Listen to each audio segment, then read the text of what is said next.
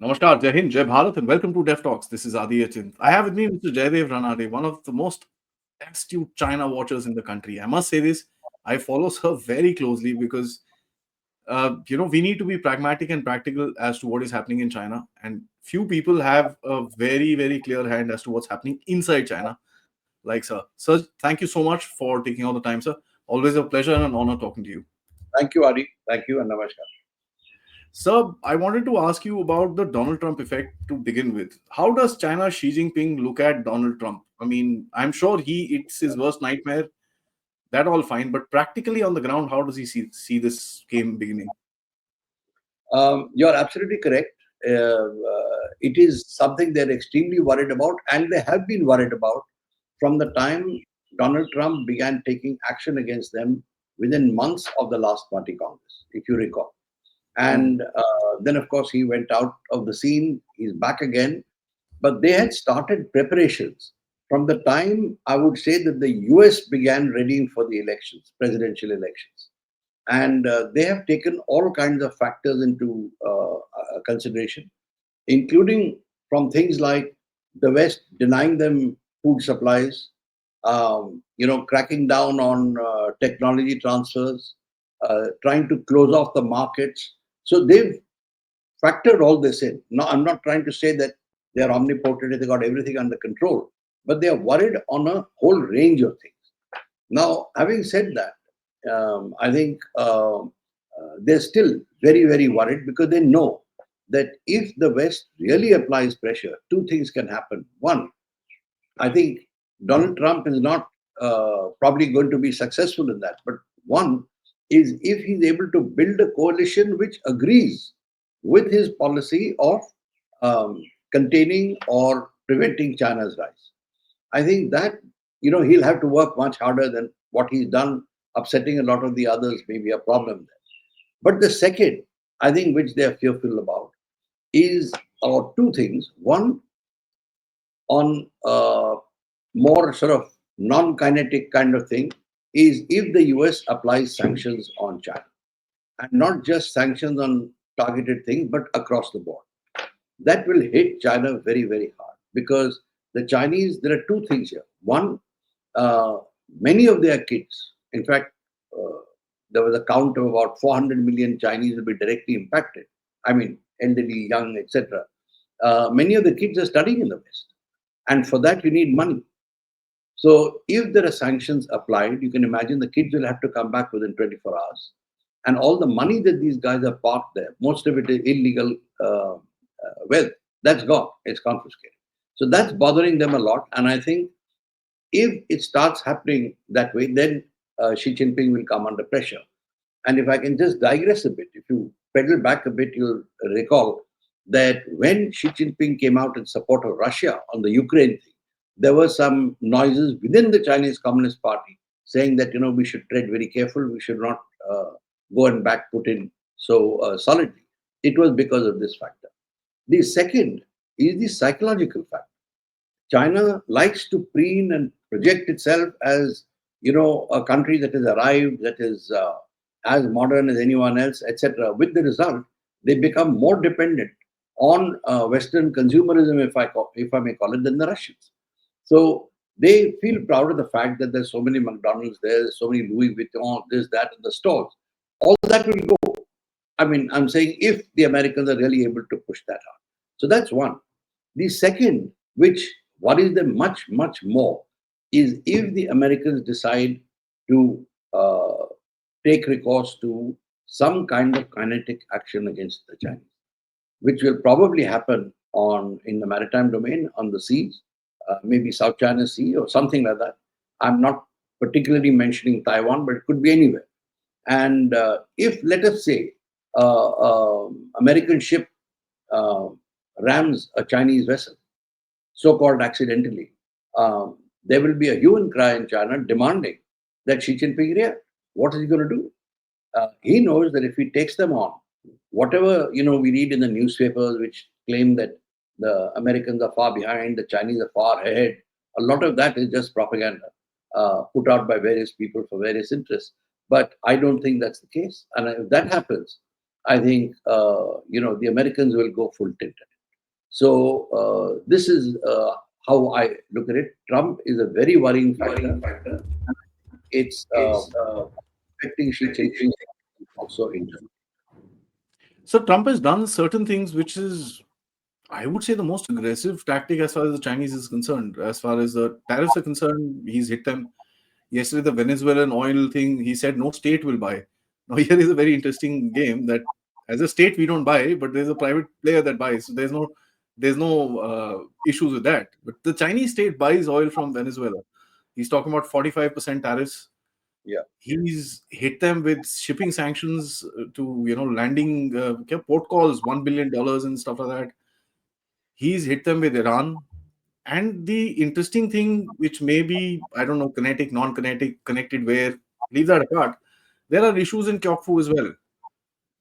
So what we are seeing is China's energy independence has been reduced to a Russian dependency. Would you kind of look at that going forward? And is that what Donald Trump would want? Well, Donald Trump is certainly trying to apply these levers on China and others, but particularly on China. But let's not forget that China also has not been sitting back idly all this time. So they built up relations with Iran, they built up relations with Saudi, they got links with Turkey. Of course, they got links with Russia.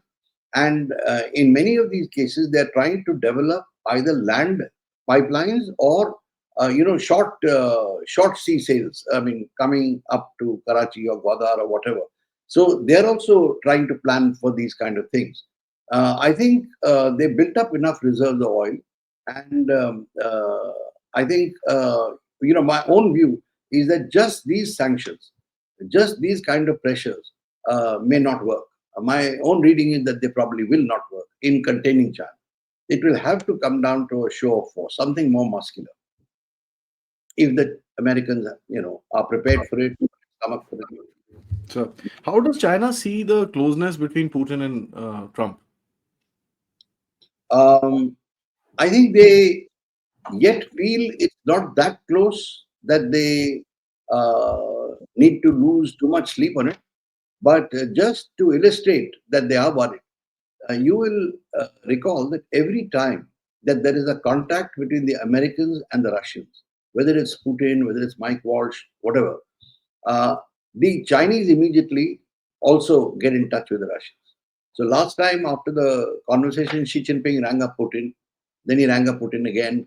Then they said, no, we are very close. Putin is going to come and visit Beijing. So all that is there. It does indicate nervousness.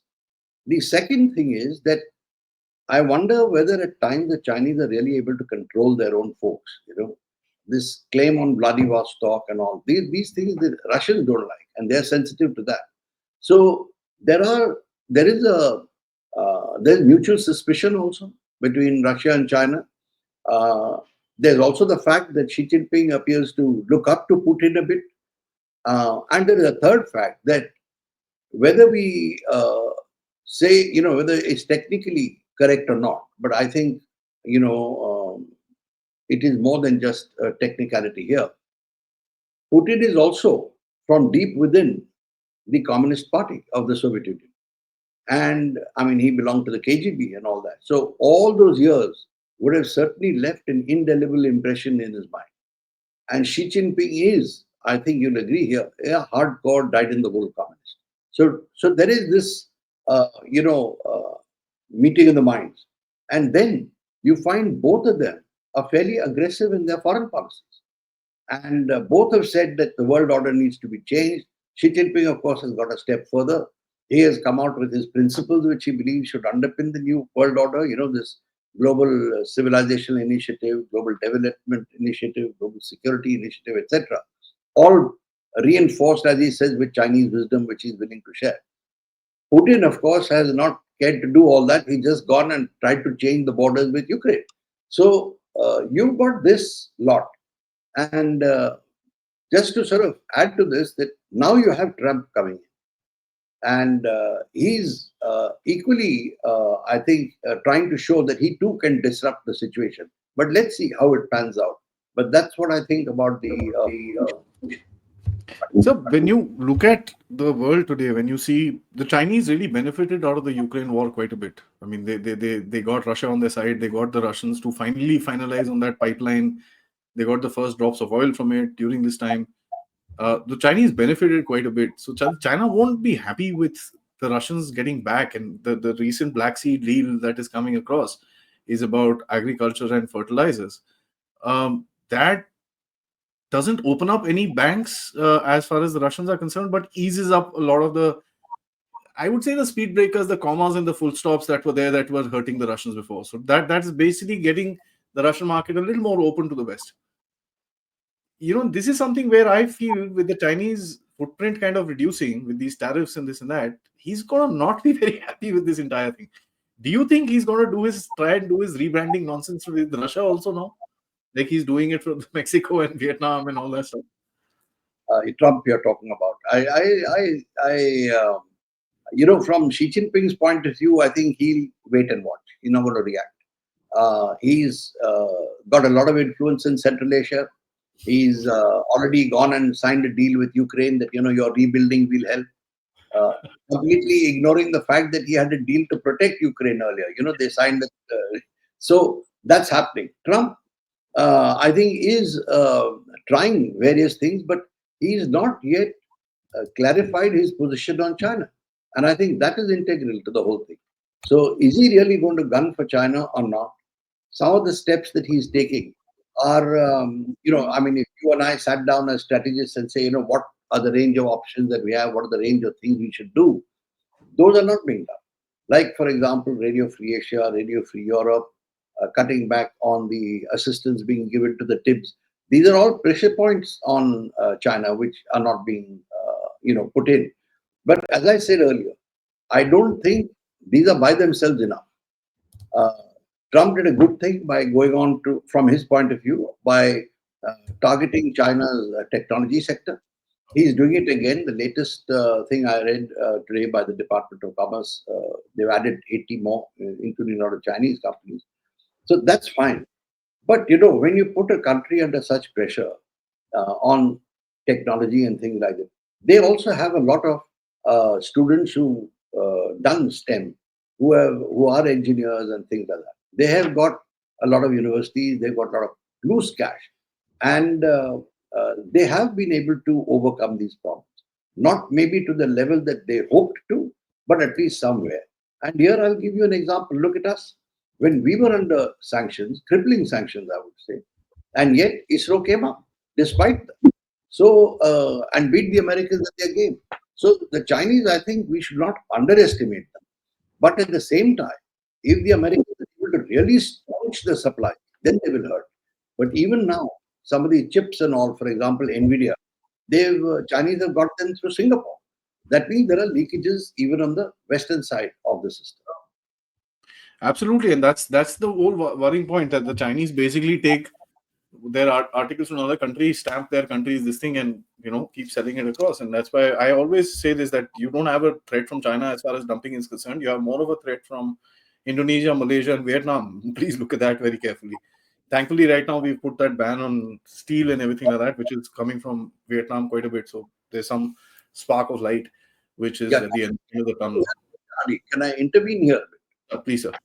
Just on your comment when you said that we have put this ban, correct? But you've also been, I'm sure, reading the newspaper, our newspapers, which have been talking about opening up to the Chinese. Everything is okay now. We should go ahead. I mean, then what happens to Atmanirbharta? And then all of a sudden, that comes. I've noticed that that's a media narrative that comes every 6 months. And then PLI is a flop. Of course, Chinese inspired, but the fact is that they gain some kind of traction, and we are not trying to really cut back on the imports from China. Even where we can. That's the main thing. So yes, I mean, I find it to be very funny that somebody said, "Oh, we import nuclear materials from China." What? When I went into the trade website, it is gauges and bolts and controllers. So bloody hell, this is not nuclear material, man. This is just a gauge that you put in a nuclear plant. Yeah. Why can't we make them? And we've got companies that are into high precision, high precision engineering. Yeah, I mean, just like what has been done by the MOD, there needs to be a blacklist for stuff. I think that needs to come up for the civil society as well. Sir, going back to the geopolitical aspect, I want to shift focus to the Middle East. When you look at the Chinese, they had a huge influence with the Saudi and Israel talks. We know that the Chinese were influencing the Palestinians. We know the Chinese were involved in Gaza. There's that whole thing is now pretty much done with. Today, the Chinese find themselves not even being a part of the conversation. And India is referred to more than anything else in the conversation there. What did he lose in this past 2 years? He basically lost everything. Did he, or is he trying to play a quiet game? Because overtly there is just no mention of China. Why is I that, think sir? I think two things, Adi. Firstly, when you said what did he lose, he lost Biden. He lost Biden and the Democrats, who Fair, thought that they get everyone into the picture. That was their way of functioning. fair. Hmm. Then you have Trump, who is, as I said earlier, aggressive, disruptive, unpredictable, and he has shown he has been to be more aggressive towards China in the past, in his Trump 1 era, on technology, etc. I see no reason why maybe uh, he won't back off. I'm not saying that with any substantive evidence yet, except the fact that his cabinet, if I may call him that, they are all very hardline on the China. So he has got that stream of advice coming in. I don't know what his own thinking is. Ultimately, that will matter. But I think, as far as the Chinese are concerned, I would say that still that they are out of these conversations, but they're waiting. They have their own contacts with the Saudis, etc. The backdoor contacts are going on, and here, I'll just add one thing. The Saudis and others, including the Turks, the whole lot, they are also waiting to see what Trump is going to do. I mean, and the way he dealt with Zelensky, the way he saw Starmer cringe in front of him, so they're all mighty nervous. So I think this is what we are seeing uh, pan out. I mean, once the picture is clearer, you may see some more action on that. Meanwhile, China. Sir, coming to the region, how do you see China sees the developments in Pakistan, which where Balochistan is pretty much gone? I mean, there's no way that it can be brought back, short of a, I don't know, 100,000 or 200,000 man invasion of that region. I'm not a military analyst or a strategist for that matter, but it looks like that. That's what you would need to kind of clear up that place. Uh, and China is not getting any headway with Pakistan as well, as far as the security is concerned. He can't get out, he can't stay. How does he kind of take this game forward, sir? What does he do? And what if Balochistan declares independence? What happens then? That will be the nightmare.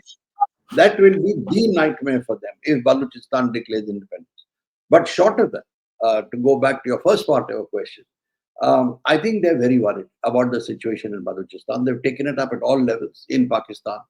And they've also broached this subject about setting up their own private security companies in Pakistan, people to buy PLA personnel or armed police personnel.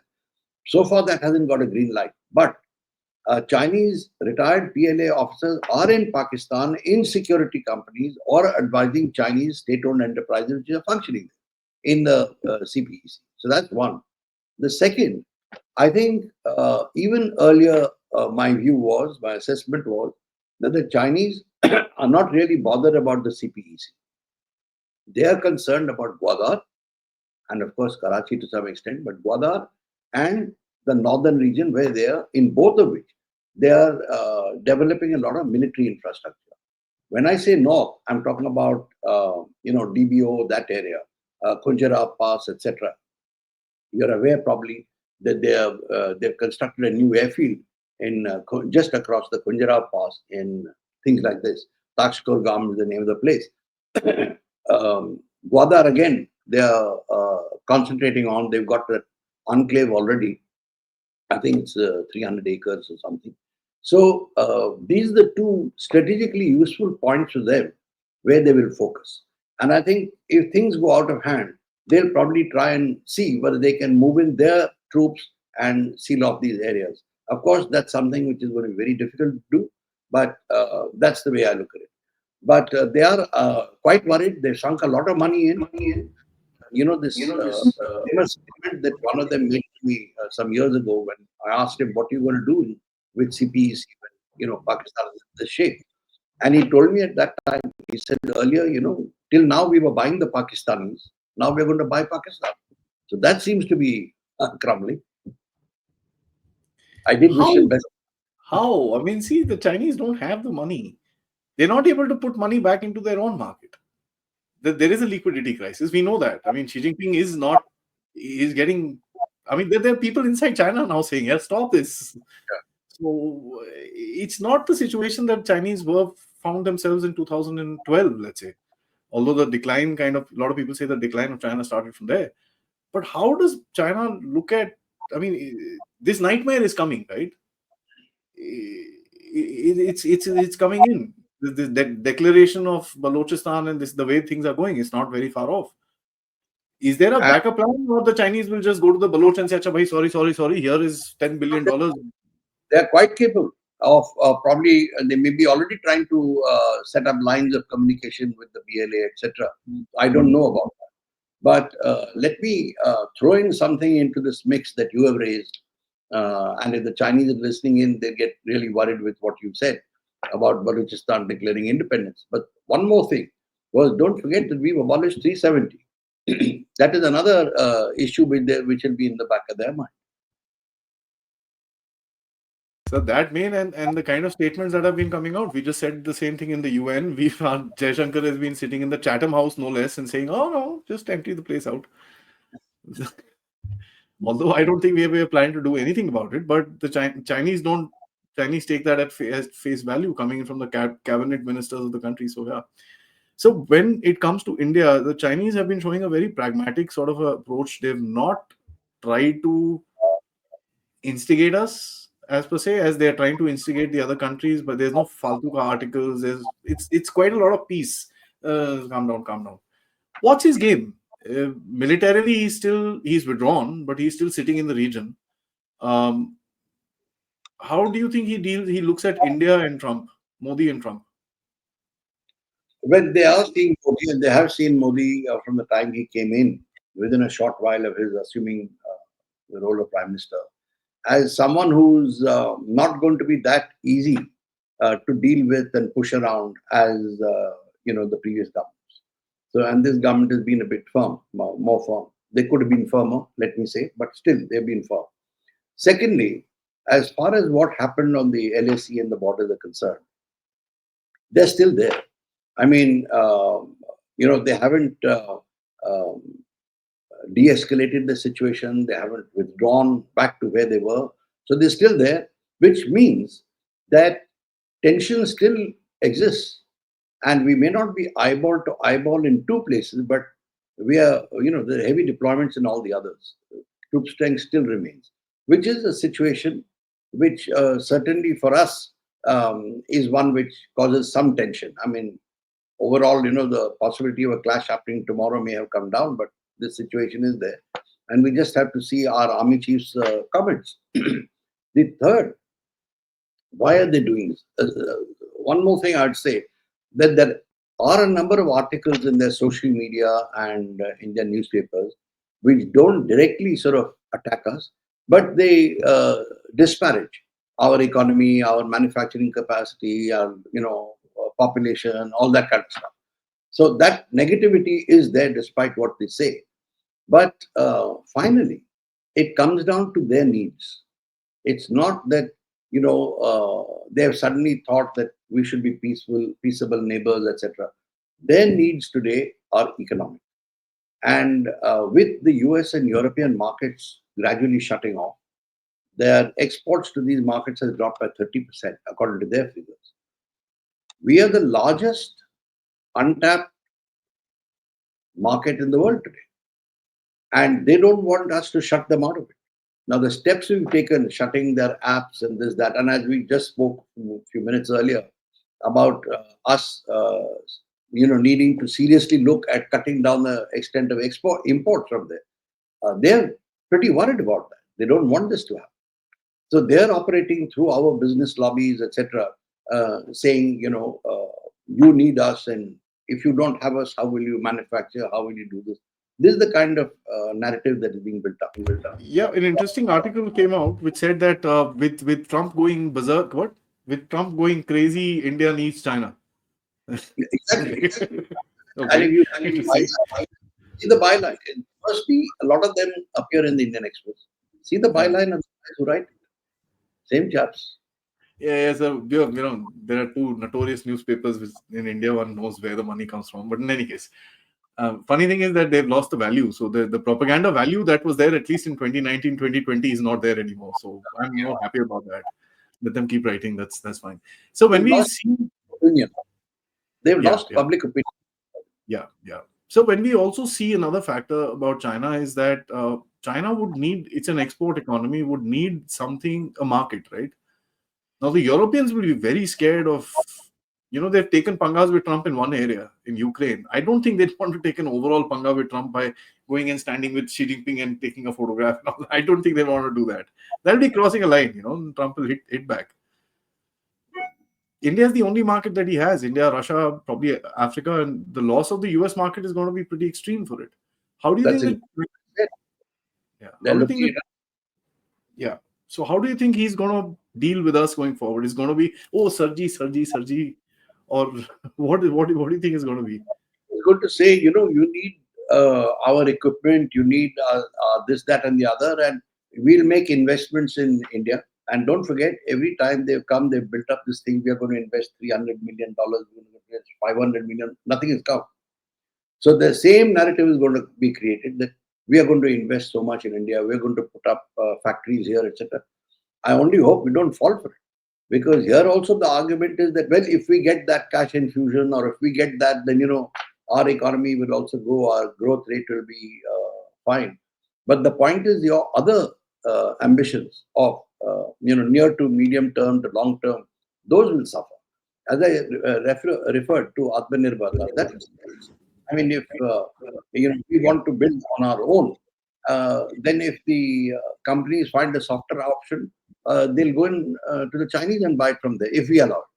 The Yeah. second thing will be the whole world, including us, are talking about trusted global supply chains. Trusted means keeping the Chinese out.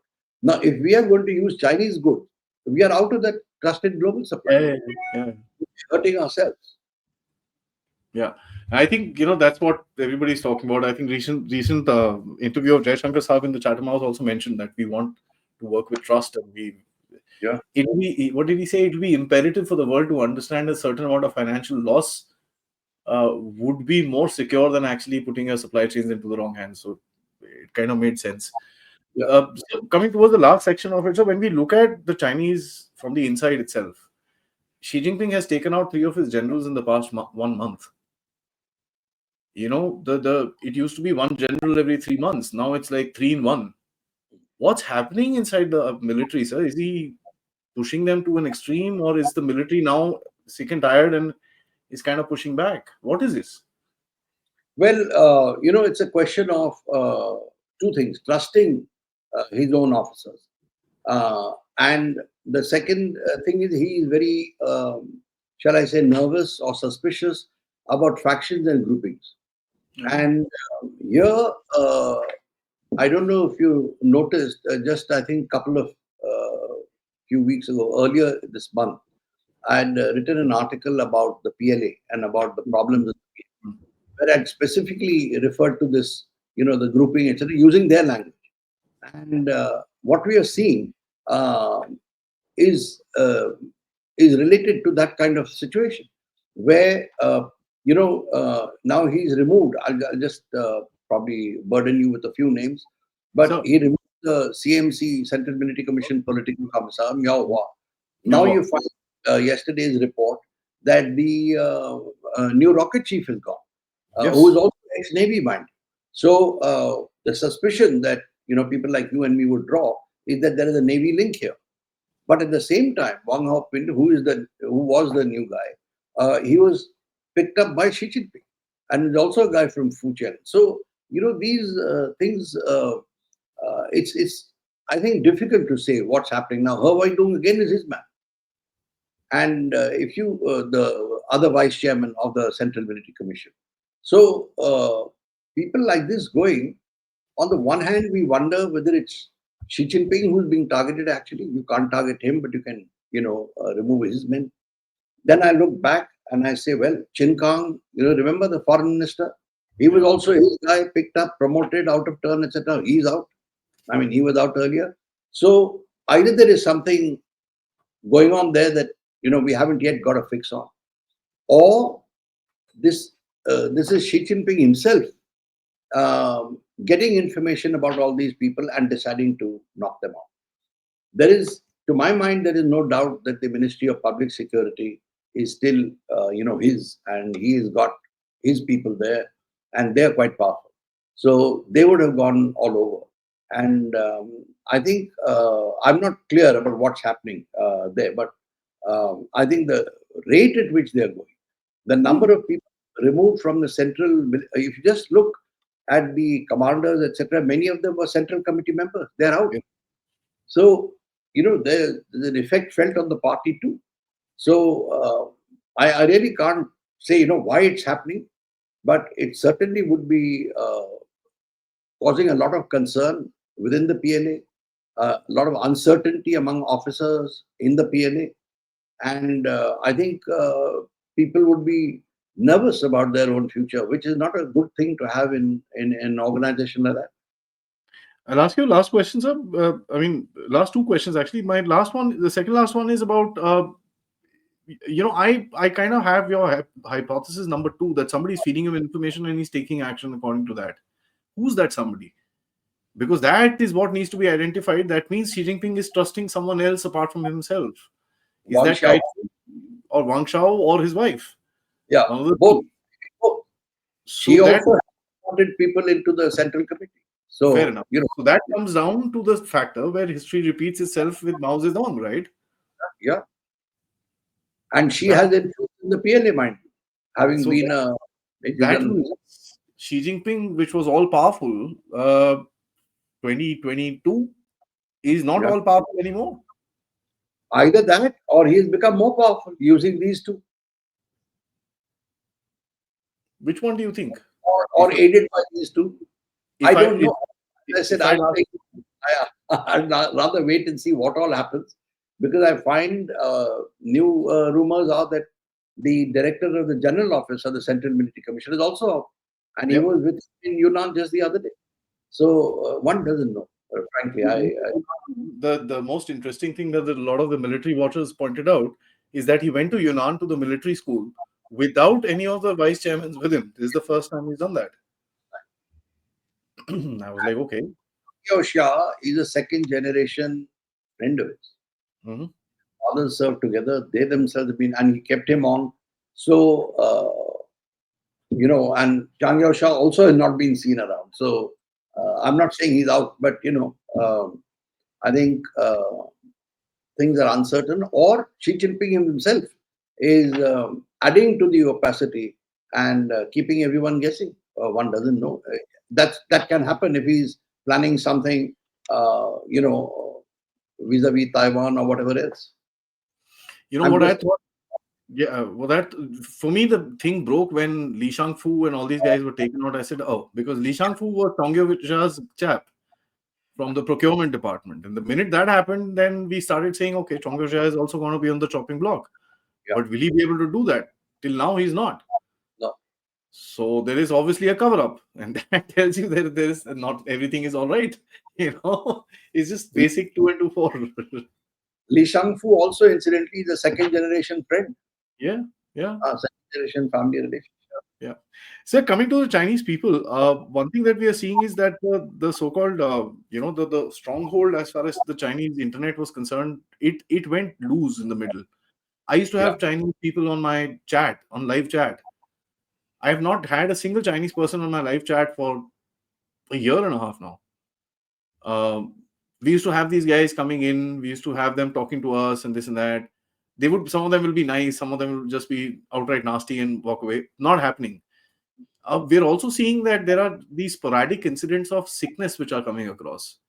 There are social issues which are coming across, which are a little, I would say, about 10%, 15% more than the normal years.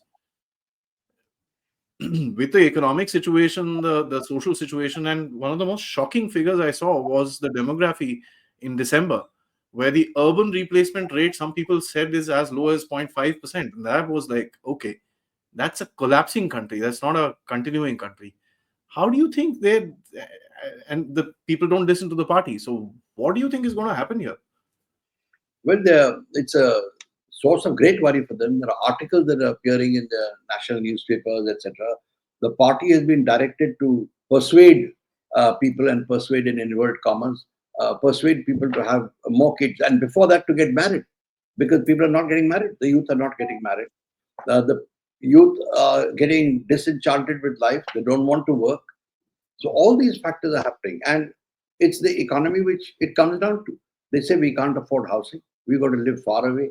We're not getting jobs commensurate with our education, etc., etc. So the whole lot of things, and you're quite right. They are not willing to listen to the party, even when they're told you get married, you get this.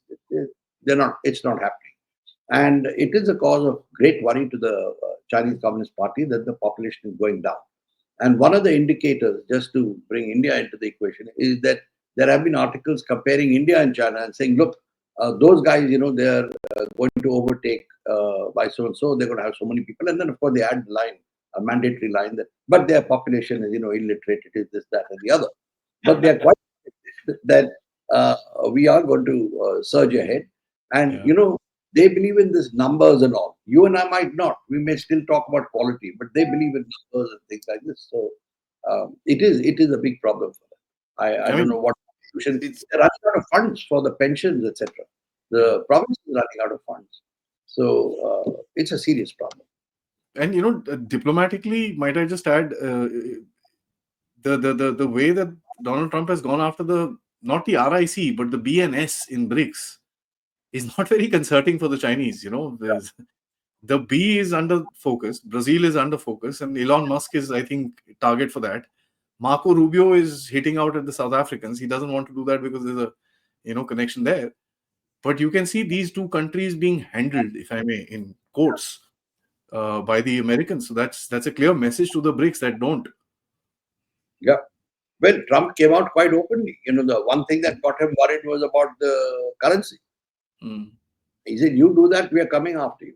And yet there are reports coming that, oh, China has done this, China. I think countries are going to tread fairly carefully, if you ask. Very carefully, sir. Yeah, absolutely.